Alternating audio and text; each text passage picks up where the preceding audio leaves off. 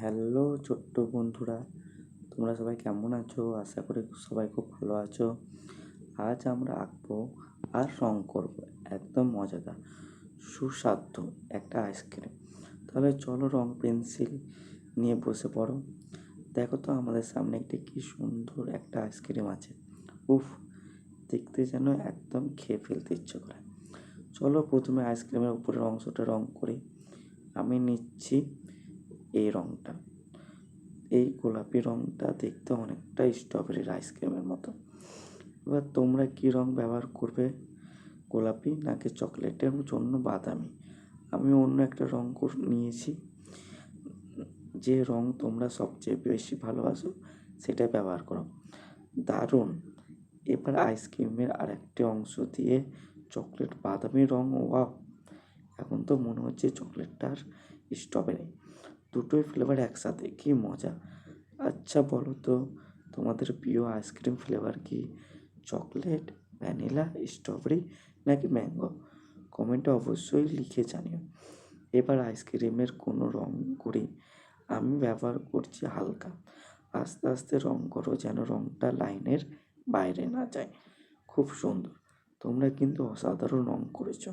এবার আইসক্রিমের ওপর ছোট ছোট রঙিন স্প্রিংকলার্স দিয়ে কেউ তাও লাল, কেউ নীল, কেউ সবুজ, কেউ হলুদ। যত বেশি রং তত বেশি সুন্দর।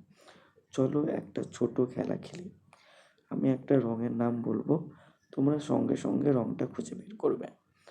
লাল পেলে খুব ভালো, নীল দারুণ, হলুদ অসাধারণ, সবুজ সবাই তো একদম চ্যাম্পিয়ন।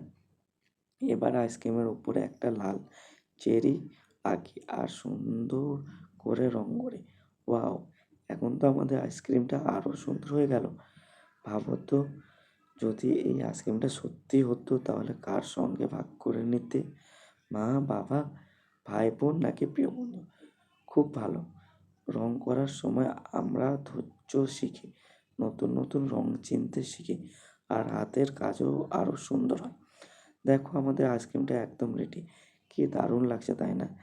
যদি তোমাদের এই রং করা ভিডিওটা ভালো লাগে তাহলে ভিডিওটা লাইক করো, চ্যানেলটি সাবস্ক্রাইব করো এবং বেল আইকন চাপতে ভুলো না, যাতে নতুন নতুন মজার আঁকা আর রং করার ভিডিও সবার আগে দেখতে পাও।